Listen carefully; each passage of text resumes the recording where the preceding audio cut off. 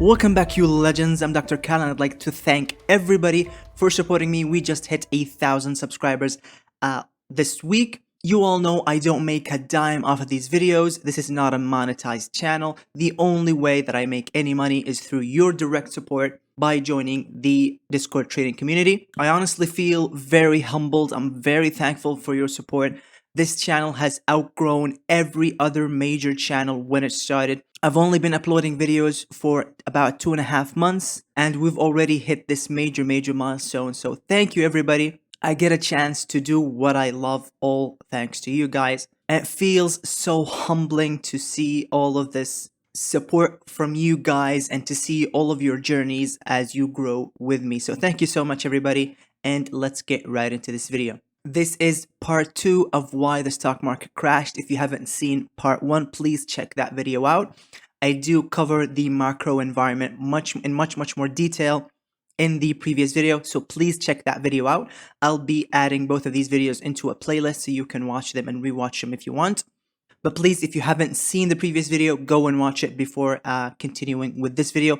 Click on your video settings, set the video playback speed to 1.25 to get through this video much more quickly, and let's get right into it. This is pretty much where we left off last week. Loosening financial conditions threaten central bank inflation fight. This is the reason the stock market crashed. The US central bank, the Fed, was the reason the stock market crashed. And this chart really shows all of the evidence that we need. Look at this absolute enormous sell-off on August the 26th. Right after Jerome Powell gave his Jackson Hole speech, setting the record straight that the Fed was not going to pivot and that the Fed was going to keep rates higher for longer. Of course, if you've been watching this channel, if you've been following this channel, this was absolutely no surprise to you, right? All along this bear market rally to the upside, we've been warning that the fundamentals did not change and that this loosening of financial conditions, remember guys, when the stock market moves up, when the bond market moves up, that contributes directly to loosening of financial conditions. Loosening of financial conditions, tightening of financial conditions, these are just technical jargon. They basically mean, as a consumer, as a company, is it easy for you to get a loan? Is the interest rate on that loan low enough for you to pay that loan without risking delinquency? And so what does the stock market have to do with loosening financial conditions if we're talking about bonds and loans and all of that stuff? Well, the logic goes as such. When the bond market moves up, guys, the yields on those bonds move down. The yield is the coupon paid at the end of the year to the debt holder. So if I loan somebody, let's say $1 million at 2%, I expect a $20,000 payment at the end of the year in the form of the interest rate. And the interest rate is just a premium you pay to the debt holder because that debt holder is exposing him or herself to risk by loaning you that money, okay? So let's say the yields are at 2% on an underlying bond that is priced at 100, okay? So let's say we have a $100 bond.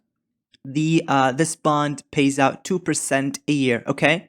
Now, if the price of this bond moves up to, let's say, $110, the yield is no longer 2%. The yield drops by 10% to 1.8 because $2 divided by 100 is 2%, and $2 divided by 110 is 1.8%. Now, as that's happening in the bond market, as more and more people buy bonds and put pressure on yields, the same thing happens in stocks, right? Because these financial markets are connected, directly connected, really. So when yields drop on bonds, yields on the stock market, which you can think about in the form of the PE ratio, right? Price to earnings ratio, the yields on the stock market declines, and the PE moves up. You are paying more for the same stock, you're paying more for the same earnings.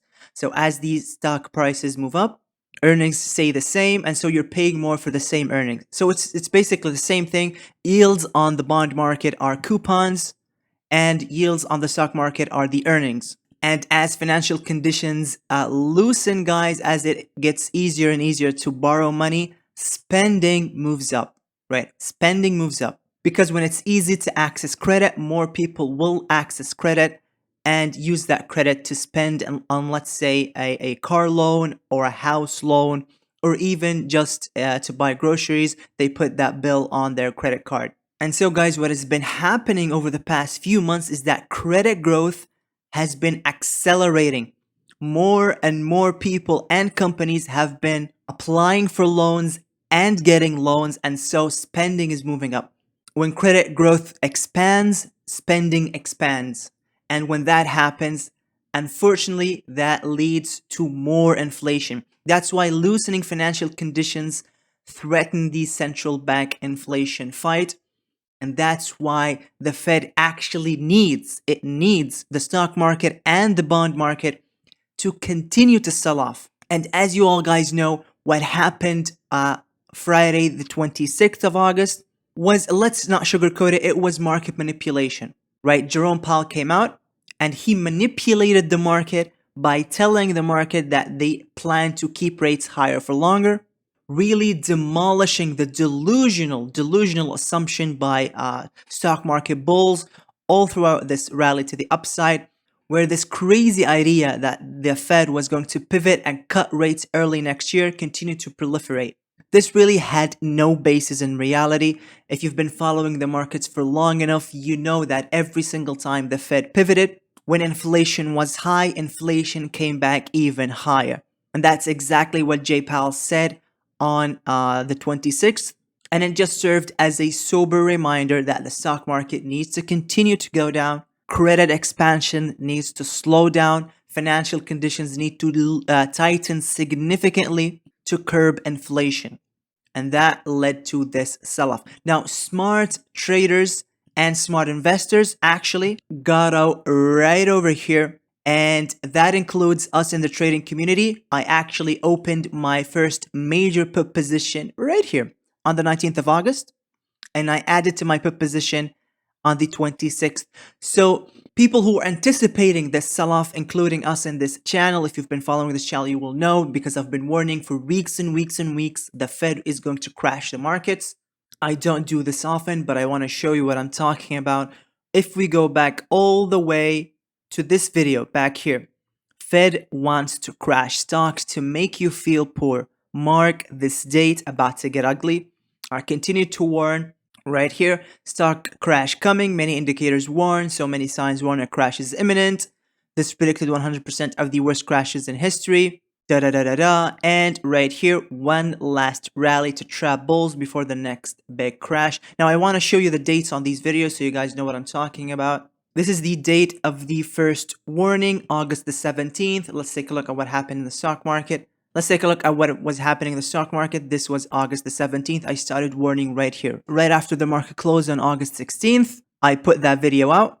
It so happened that August 16th, the market topped, and then we started to sell off right after that.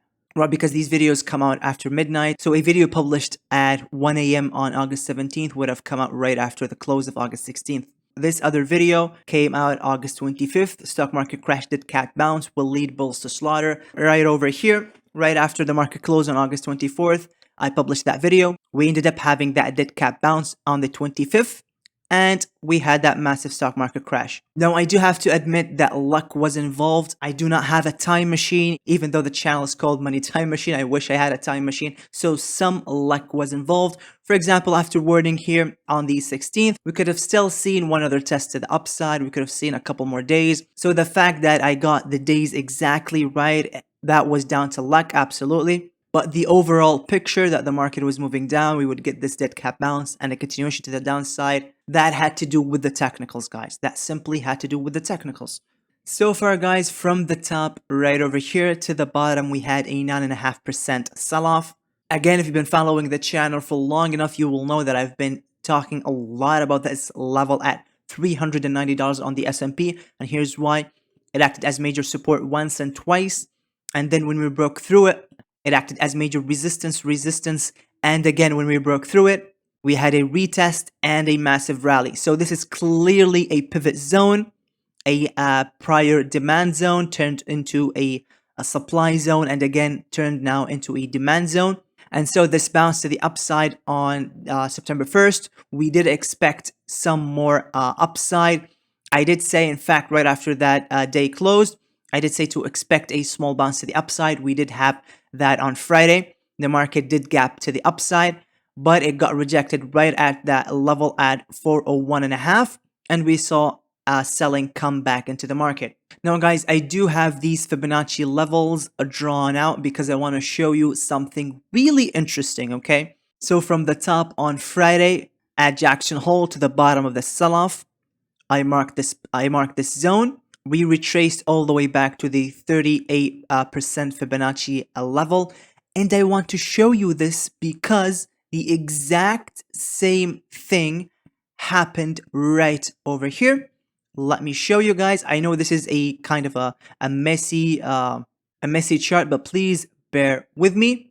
Now, from the top to the bottom of this sell-off right over here, we retraced to the 38% Fibonacci level. What happened after that, guys, is if I draw this back here, I put this at the top. After that retracement occurred, we had another leg of selling. And these levels are very interesting because if you mark the top at 1, and if you mark the sell-off right here at 0.23, so the 23% Fibonacci level, we ended up selling all the way down to the 0% Fib level, okay?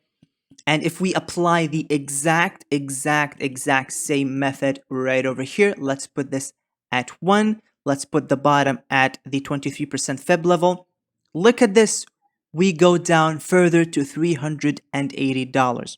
This level makes a lot of sense. I did mark it out right here because we do have a couple of gaps. We have a gap right here and another gap at 378. So one gap at 380 and one gap at 378. And we all know the market likes to fill gaps. We have one other gap at 365. But in the short term, guys, I think our pullback target, do not be surprised to see a pullback to 380. And then for the market to make another attempt at $400. Alternatively, guys, we could see a shallower pullback and then one more attempt at $400. I think the $400 level on the S&P 500 will hold as very strong resistance.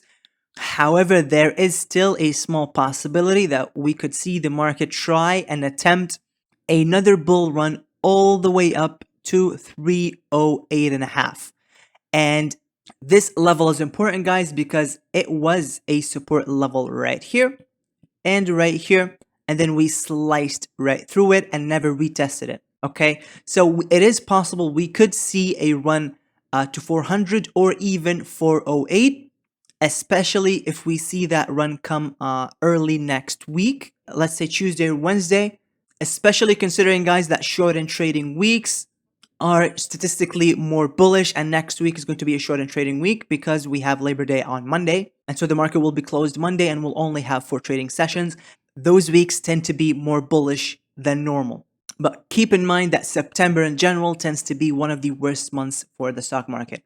We do have this declining 50-period moving average on the 2-hour chart, and if we take a look at the daily chart, guys, we do have this 20-day moving average coming down.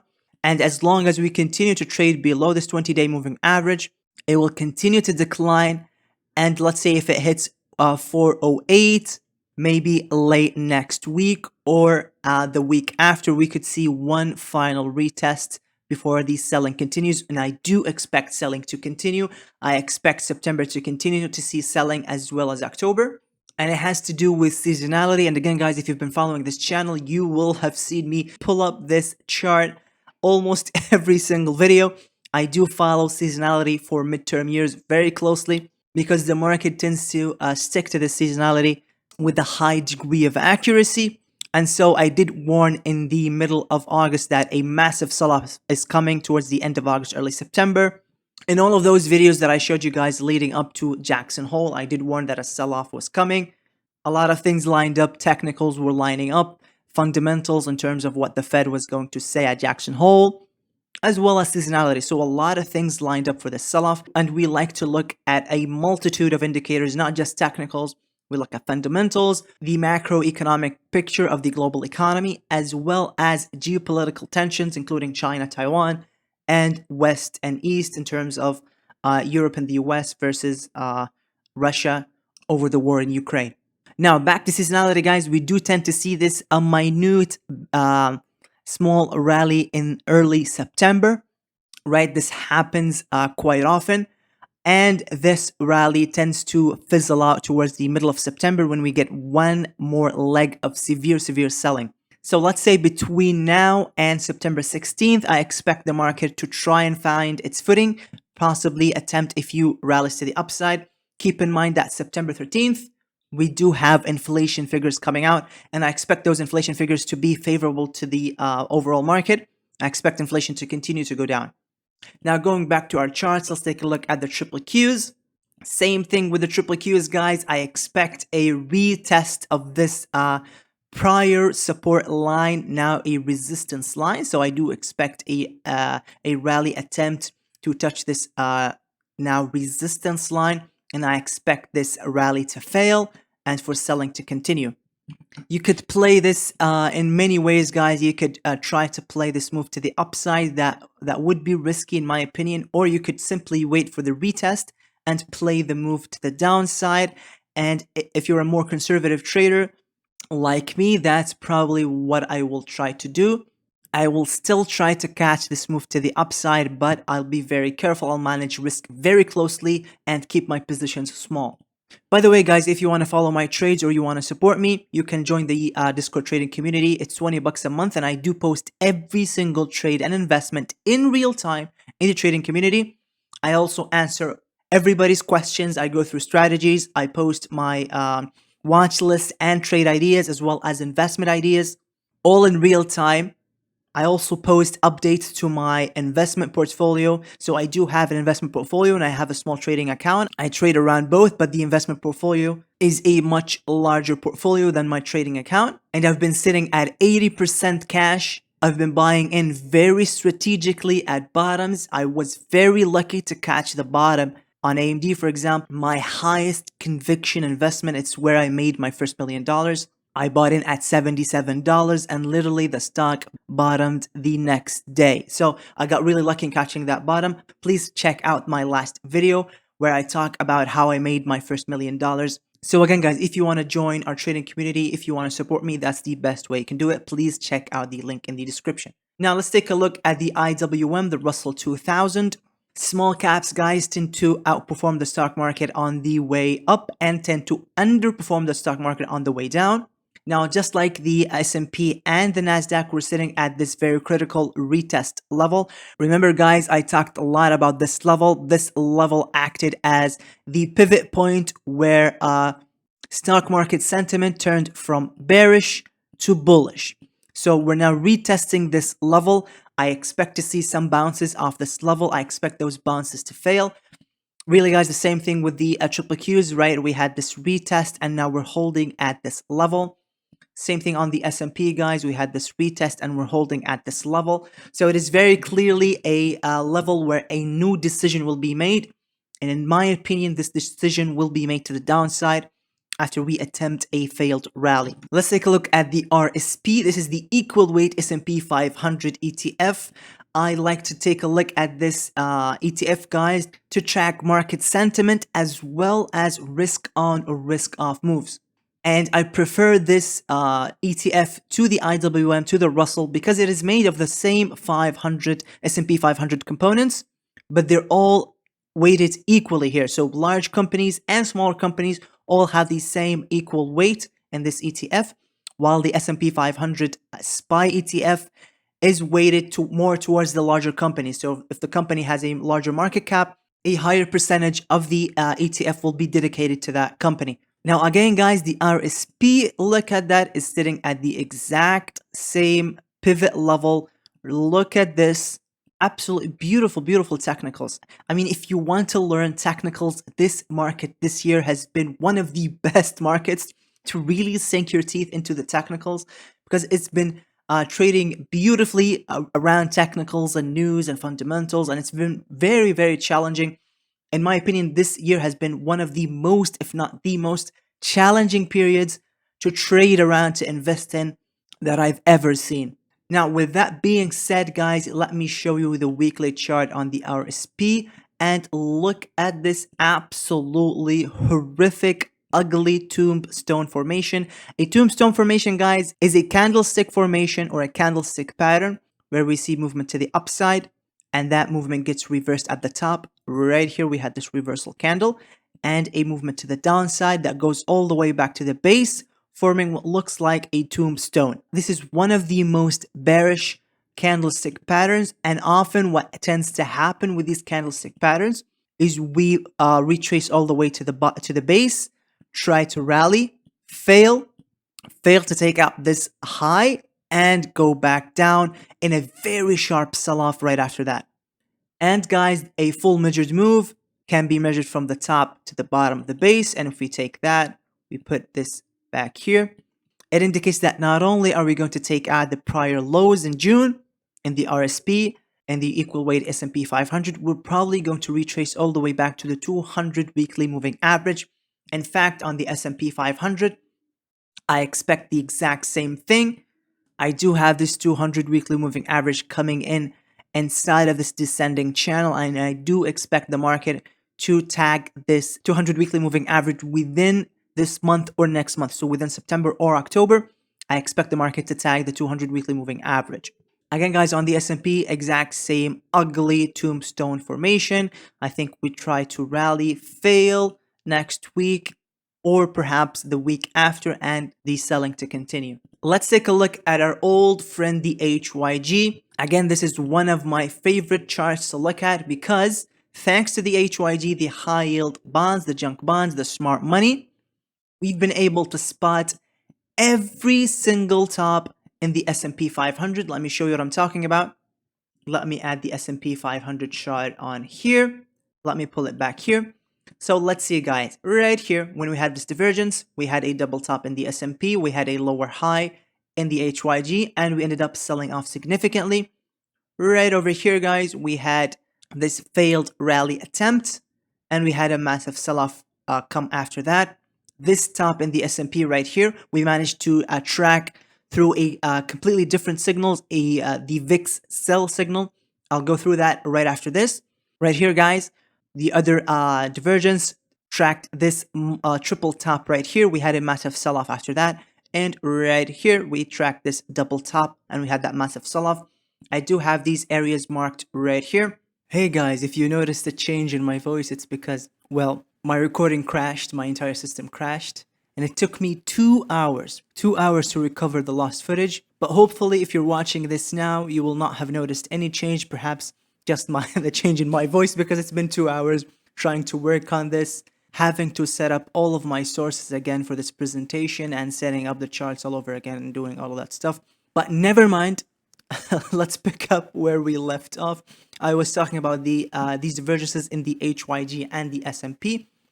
And I was pointing out this first divergence that we spotted back in February, right, where we had a high on February the 2nd and a lower high on February the 9th, while the S&P put in a high on February the 2nd and a higher high February the 9th. So we had a divergence where the S&P continued to put in higher highs, while the HYG, the high yield bonds, the smart money, did not confirm that bullish move in the S&P, and we ended up selling off just like so. We had a 10% sell-off right after that. The other divergence that we spotted was right around here in mid-April, where the S&P put in a higher high on April the 21st, while the HYG, boom, put in a lower high. Same thing happened right here, late May, early June. And the exact same thing happened right here in mid-August, right there, boom, and right there. Again, guys, this is an easy signal to track, and it's one of my favorite signals, and it works both ways, guys. It works to mark tops and bottoms. And very interestingly, guys, and I did point out this in the trading community, look at this, guys. We had a low right here and a higher low on the HYG, and take a look at the S&P right over here, guys. We had a low on Thursday and a very slightly lower low Friday.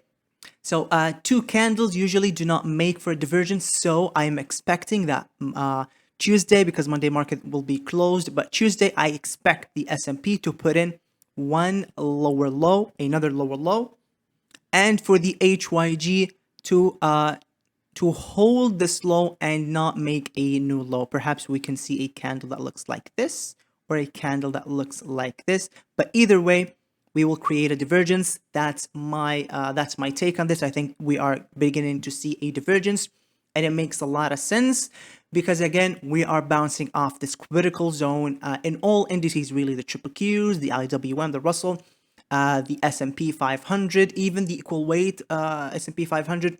We're seeing all of these indices really retrace all of this rally that started right here. So we're now at the 0 point really since that rally started, because back here we've been consolidating, really not making any directional decision. When the directional decision was made was right around here, 390, and we reversed all the way back here.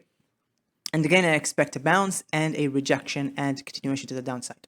Now let's take a look at the VIX. Again, one of my favorite signals to track is the VIX sell signal. This signal has had a 100% track record of catching tops and predicting major sell-offs. The signal requires two criteria. The first criteria is for the VIX to be in a downward trend and to make a low. The second criteria is to have a bullish crossover on the PPO right after making that low. And let me pull this up here so you guys can see. I did mark the exact low on the PPO every single time, right? This low right here, this low right over here, boom, boom, right? And every single example, I marked the low exactly with this vertical black line. And after making a low, if we see a bullish crossover on the PPO, we see massive selling, and this signal is confirmed. Let me show you what happens after the signal is confirmed. Boom, we caught the top. Right over here, boom, we caught the top. Right over here, guys, boom, we caught the top, and we caught the top. So year to date, this signal has been 100% accurate, and it's very rare for any signal to be 100% accurate, but this signal has been 100% accurate. Timing the market is the hardest thing in the world, but if you have sound technicals and you follow your trading rules and you do not trade emotionally, you simply follow the technicals and read the charts properly, you will have a much better chance at beating the market and beating everybody else. With all of that being said, guys, we're still putting in higher lows and higher highs on the VIX.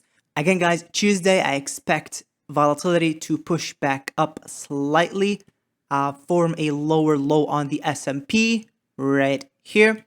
And following that, guys, I actually expect volatility to calm down again, pull back to around 24, right around here. That's where the 50% retracement level is sitting. I actually eyeballed it. I just put in this Fibonacci. I just put in the Fibonacci levels to confirm, but I eyeballed it and I got it right. But we could still also pull back to the 62% Fibonacci retracement as well.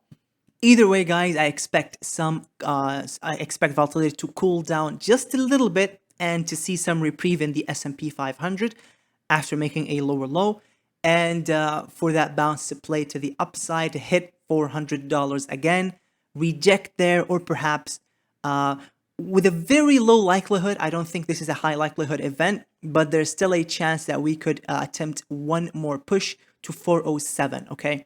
Personally, if I'm playing this to the upside, I'll be taking profits at 401, perhaps even sooner than that. You have to play these moves to the upside very tactically. Friday is a perfect example where we gapped to the upside. We held there for, I think, a couple of hours, and in the afternoon we saw a massive dump. So if you played this to the upside, you would have been green, you would have made some decent profits, but if you held, you would have lost all of those gains. That's why you have to play these counter trend rallies very tactically. Again, guys, on the VIX, we still have this major resistance line. I do not expect the stock market to put in a low at least until we hit this resistance line, if not possibly overshoot it. We'll see. Let's take a look at the yield curve. I always watch yields, guys, because yields and stocks hate each other. When yields move up, stocks move down. Again, guys, this psychology works in the following way. When yields move up, it means bonds are selling off. When bonds are selling off and the yield is more attractive, money flows out of stocks and into bonds. So stocks get re-rated when bonds fall. And that's because both markets are interconnected very deeply. Interestingly, guys, we saw yields come down right here. We had a bearish candle Friday on the 2-year yield, which is way more sensitive to short-term rates and the Fed action. We saw an even bigger dump Friday. So this is very interesting, guys.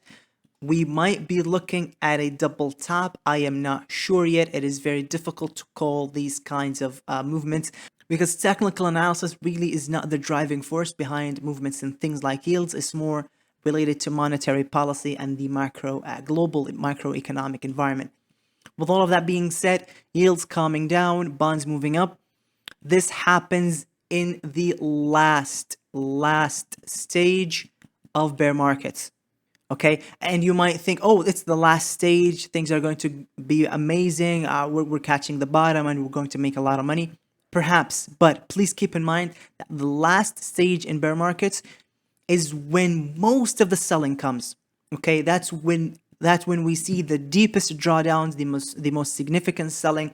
And I'll go through a lot of statistics later in the video. Please stick around for those statistics. They'll be critical because they'll help us assess the odds of making new lows and perhaps forming an educated forecast into how deep the selling is going to get and perhaps at what level we could be looking to see a bottom.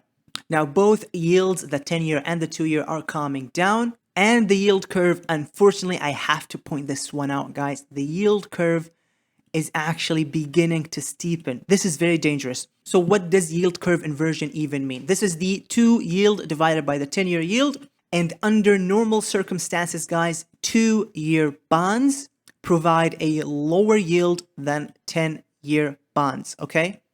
And that's a function of time risk. What does that mean? Well, if you're holding a 2-year bond, you're exposed to significantly lower risk than holding a 10-year bond. So holding it for significantly longer periods of time, you're exposed to more risk.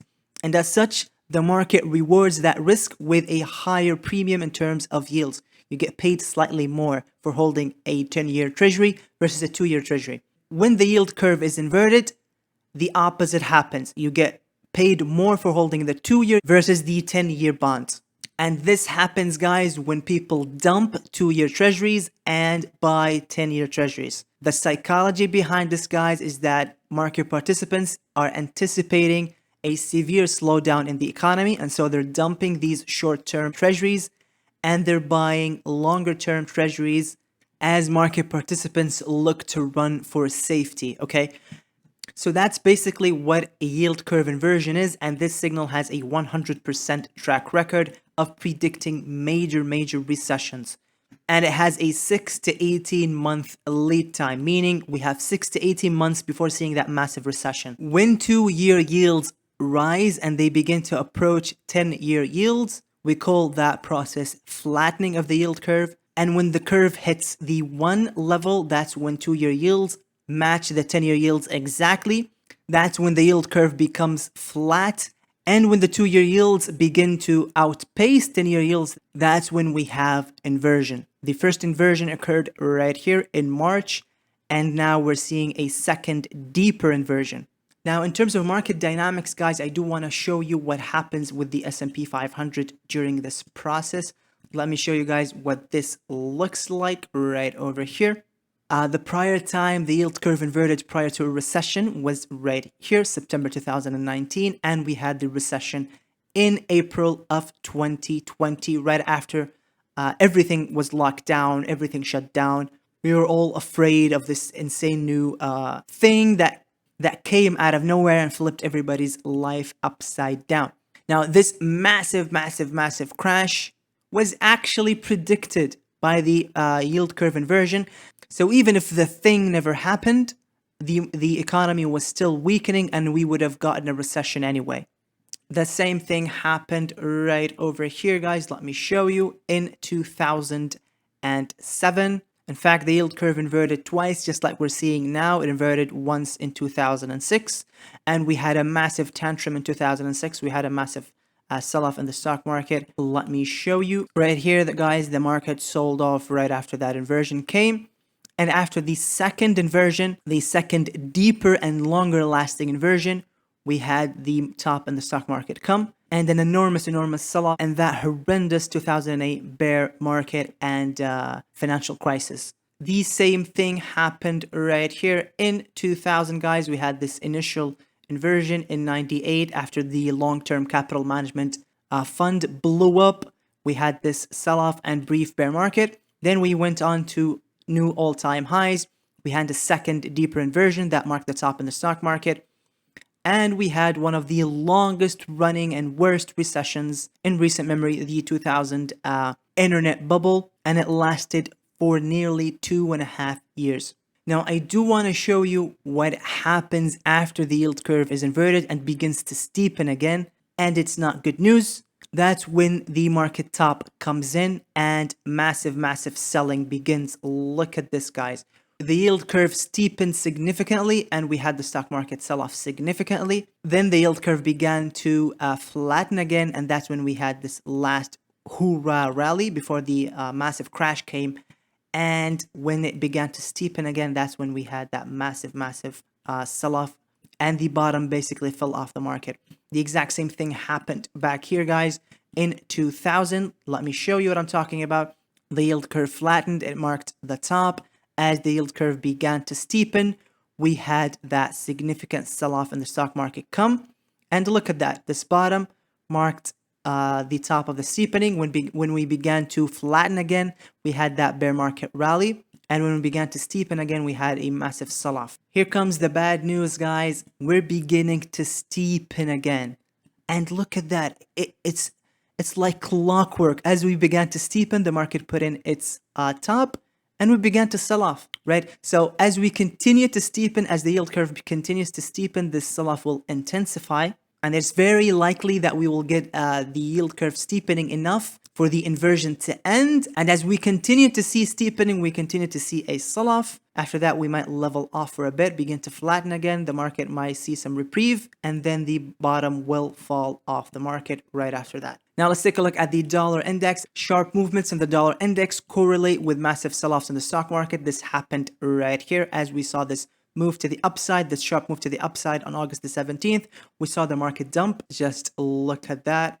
And as we continue to flatten and flag on the dollar index, the market actually continued to sell off and we're now breaking out again. So we're in very dangerous territory here, guys. If the dollar index continues to move up, the stock market will continue to sell off. If the dollar index begins to cool down again, perhaps we can see a minor bounce back up in the market. Taking a look at gold, gold is also seeing some reprieve after the dollar index saw a small pullback initially on Friday before moving back up. And so I am now waiting for gold to form a structure here, guys. We are getting very close to hitting my 157 level. I've talked about this level in my previous videos. I'm now waiting for gold to form structure right around here. I'm also waiting for the PPO to start to curl back over, forming a double bottom, right? A double bottom with a lower low on the price action and a higher low on the PPO. And that would confirm a double bottom formation on gold, and money will begin to flow out of dollars and into gold for a new bull cycle in the gold market. So I'll probably begin to accumulate some gold exposure right around these levels. I'm just waiting for more structure to confirm this double bottom formation. Again, guys, please check out the link in the description for our trading community. I'll be posting exactly when I'll be buying into gold in the trading community. Now let's take a look at our old friend Apple. Apple put in a new low Friday. As expected, I talked a lot about this, guys. Apple tends to outperform the rest of the market in bear market rallies, and tends to significantly underperform after those bear market rallies are over. I'm still waiting for a tag of that $150 level. We haven't seen a tag of that level just yet. And it is very possible to see Apple retrace all the way back to this red line right over here. This red demarcation line, guys, splits the price action on Apple into bullishness above it and bearishness below it. And so I would not be surprised to see Apple retrace all the way back right here by, let's say, the end of September, perhaps even into October, and retesting the lows right here, and even perhaps undercutting those lows. We'll see what happens. Overall, I'm still bearish on Apple. Let's take a look at Tesla. We spotted this pennant on Tesla, and I did say to watch for a break below or above this pennant, and then we had a break below on Friday, and then we continued to see selling. There's really no real support for Tesla all the way down to $250. So I do expect Tesla to retrace all the way down to $250. At this level, I'll be looking for some structuring on Tesla, some double bottoms, divergences, all of that good stuff for a move back to the upside. Please be aware that we have a major risk for Tesla in October when Elon Musk goes to court with Twitter over the Twitter acquisition disagreement.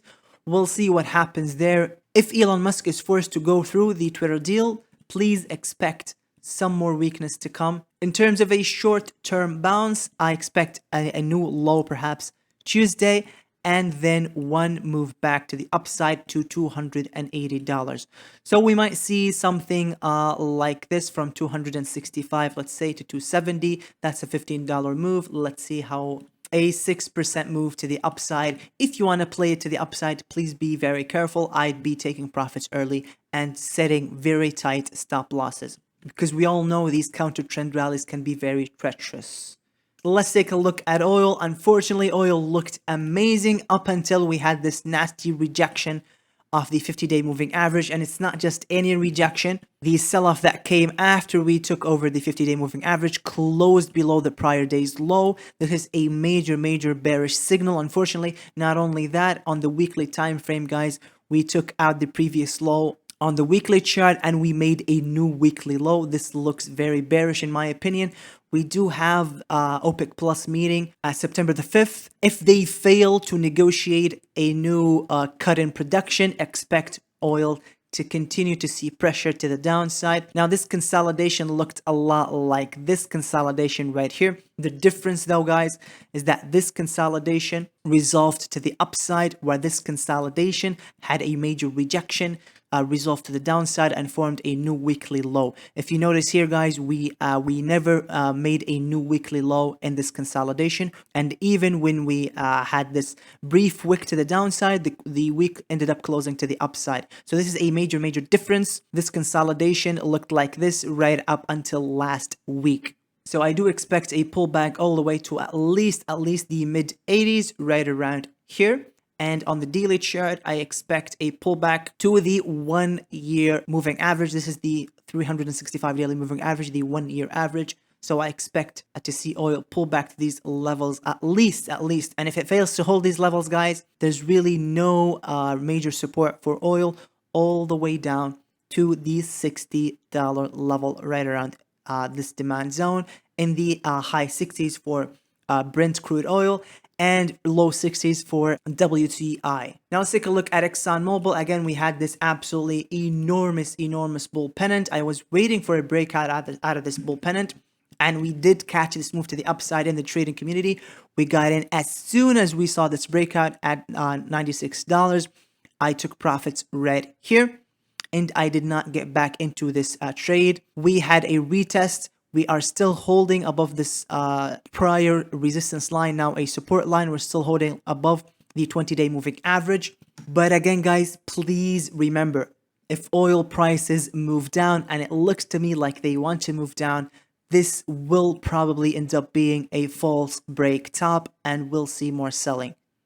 So be very careful. Watch oil prices next week. I think next week will be crucial for energy in general. Now let's take a look at this chart. This is the percent of S&P 500 stocks above their 200 daily moving average. This is a breadth indicator, and I marked every single time, guys. We moved all the way down below 20 and hit it back to 40 and had a rejection around the 44 level. And I looked at every single time this happened in the past. The first example was right around here. The first example is the worst case scenario because it happened right after that bear market rally in the summer of 2008. After that, we made a new low. We attempted one more rally, forming a lower high. And right after that, the bottom fell off the market. Lehman collapsed, went bankrupt, and we had that financial crisis. So this is very worrying, but please keep in mind this is the worst case scenario. The other example is right here in 2011. We had this bear market rally. We had one last test of the lows. We actually did not end up making new lows. We ended up making a higher low, and then the market moved back up. Right here, guys, in early 2016, we had a double dip low on the stock market. We formed a divergence right over here, right? We had a lower low on the breadth and a higher low on the PPO, and that marked the bottom in the stock market, and then we moved up. I think this is probably a high likelihood scenario to see this year, perhaps making a new low on the stock market, hitting that $350 level, tagging the 200 weekly moving average, forming a higher low on the PPO for the breadth, and that will mark the low, and then we see new all-time highs for next year. Before that apocalyptic recession comes and hits us, here's one more example, guys. Late 2008, we had this one last sell-off, and when we recovered, that was it. We formed a low and we had a rally from there. Now let me show you one more breadth indicator. This is the percent of stocks above their 200-day moving average. The difference between this indicator and the prior, guys, is that this looks at all stocks, not just S&P 500 components. And again, the first signal is a very bad omen. It came right after that bear market rally in the summer, just like the bear market rally that we had this summer. And after that, we had massive selling. Boom. In 2011, again, we had that sell-off after that bear market rally. We did not make a new low. We made a higher low, and the market rallies from there. In 2016, we had that double dip, and then we had the market low coming right here, and then we had a rally. In 2018, guys, we did have a collapse in breadth, but we did not hit this lower edge right here until later in 2018. And after we recovered, we did not look back. This is different, guys, because in this example that we have today, the breadth is rejecting around the 45 level, and we're seeing continuation to the downside. So the three examples that we have for you guys is one where we make a new low and in fact we have a massive crash. The second one, we make a higher low and then we rally. The third one, we make a new low again, but we rally. We don't get a massive crash. I am leaning more towards this scenario, less so towards this scenario, because I think the recession is coming, just not this year. Again, remember, guys, 6 to 18 month lead time. So I expect us to make new all-time highs on the S&P and then have a massive crash in perhaps late 2023, so next year, or perhaps the year after that. Let's jump to this slide. This slide is from Chiovaco Capital and it's dated August the 12th. I did pull up this slide in prior videos. And this indicator, guys, refers to this major breadth thrust where we went from 12.5 all the way to the 40s. Okay, this is a very bullish development. And at the time, we looked at prior times where something like this happened, and we looked at maximum drawdowns following that signal. The median and the average drawdowns were very muted, about 3.5 to 5%, but I completely excluded these average and median drawdowns because they occurred in bull markets. And we're in a bear market. Bear markets are right here at this cutoff point. And the best case scenario was 6.5%. The median was 10%. So my median drawdown target was 10%, and that would take us down to $390. We already hit that level as of last week.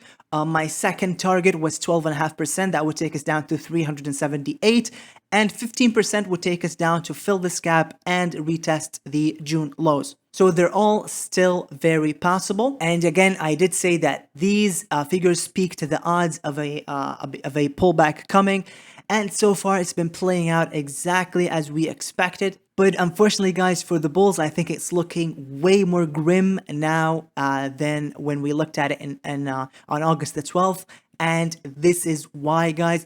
This is another signal that looks at the S&P 500 performance, and it looks at two major criteria. And the first criteria, guys, is for the S&P 500 to close at a 42-day high. And following that close, following that surge in breadth, following that rally, we see a new 21-day low within 15 or fewer trading sessions. In other words, guys, this signal looks at prior times in history where we made a 52-week low, we rallied significantly, we had a new 42-day high, right, taking out previous highs right here, and with a sharp sell-off coming right after that. So it looks at this pattern where the market is falling, makes a high, a new low, a new high that takes this one out, and for this high to fail and for selling to continue.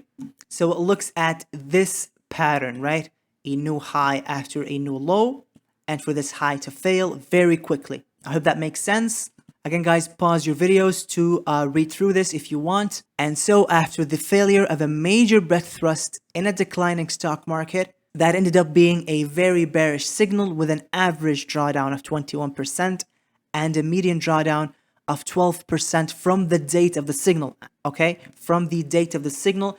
And so looking at drawdowns from the date of the signal, we have two very bad looking targets. The first is right around 3,500, again, exactly at that 200 weekly moving average and at the top of this consolidation. The second target is around 3,200. Both of these scenarios, guys, are plausible. The first would take us to 3,500 to tag this 200 weekly moving average and to fill this gap.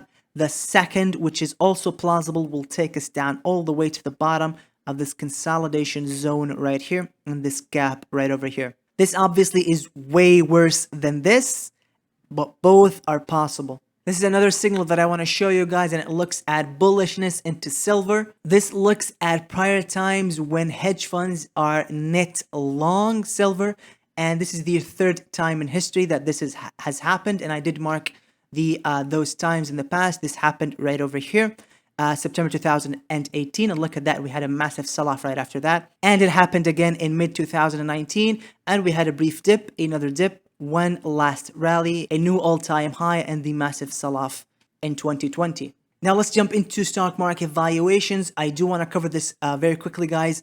If you are a long-term investor, you don't care about any of the technicals apart from this. It's really both a technical and a fundamental signal, and it looks at stock market valuations today compared to prior times in history. And we have many different stock market valuation measures. I like the PE ratio measure the best, but I also want to point out this. This looks at stock market valuations relative to the yield curve, and unfortunately, look at this. We're sitting near the top, nearly one full standard deviation above the historical average. And again, this goes to the yield curve inversion that I talked about, guys, because as always, it predicts recessions. And again, these guys have come to the same conclusion that I have. The US Treasury yield curve is quickly flattening, meaning short-term interest rates are moving up closer to or higher than long-term rates. We're already higher. The yield curve has already inverted. This unusual occurrence has historically been a very reliable indicator of upcoming recessions. Since World War II, every yield curve inversion has been followed by a recession in the following 6 to 18 months. Now, in terms of PE ratios, things still look grim. We're still one full standard deviation above the historical average, 50% above the historical average, meaning, guys, earnings stay flat and we simply go back to historical average valuations. The stock market would fall all the way down to $240 on the SPY. $240. Right around these levels. In fact, I have it marked as the market bottom, again based on technicals, fundamentals, yield curve inversion, lead times, and the valuation metric. But again, guys, please keep in mind that this assumes that earnings stay flat, and unfortunately during recessions earnings collapse. They don't stay flat, they move down, and when earnings move down and we see a valuation compression, PE ratio compression, we see significant selling because earnings are moving down and valuations are moving down at the same time. Now let's take a look at fear and greed. Junk bond demand is falling off a cliff. The yield spread between the investment grade and junk bonds is now at a new high, over 2.2%. People are dumping junk bonds and moving into investment grade. Safe haven demand bonds are now significantly outperforming the stock market. Market volatility, we're still above 25 and above the 50-day moving average. nothing good happens for equities when volatility is above its 50-day moving average. Again, put to call ratio shooting up. This looks very bearish. We did have this small nudge right here on Friday, so we might see again a small counter trend rally. Let me pull up a couple more charts that I want to show you here, guys. This is the CPI, and it appears that inflation may be flattening, right? We had a new high in June. We had a lower high in July, and hopefully we'll have a lower high in August, and we see the beginning of a new downtrend in inflation. Same thing here, guys, with the PCE, another inflation measure. This is the preferred measure of inflation by the Fed because it is less volatile than the CPI. And we do have inflation readings coming in on the 13th of September. So not next week, the week after. So be very careful, guys. Next week, we have Labor Day holiday, September 5th. We don't have anything coming up on Monday. Tuesday, we have S&P 500 services PMI. Wednesday, we have Loretta Mester speaking again. She's one of the most hawkish FOMC members again, so be very careful. Thursday, we have more jobs figures, consumer credit. And Friday, we have the wholesale inventories. In fact, let me pull up trading economics because Market Watch, unfortunately, is missing a few important economic events. And right here, guys, Thursday, we have Jerome Powell speaking. So see, guys, I think I'll probably start looking at trading economics more and less at Market Watch because it missed this Fed Powell speech. We have Powell speaking Thursday. So whatever counter trend rally that we might see, unfortunately, we might see that getting reversed Friday or Thursday. And Friday, we have Fed Waller speaking. September 3rd, we have the dreaded inflation rate coming in, the CPI. Thank you so much, guys, for your support. It means the world to me. That's all I have for you today, guys. Thank you so much for watching, and I'll catch you in the next one. Bye-bye. Oh, wow. Wow.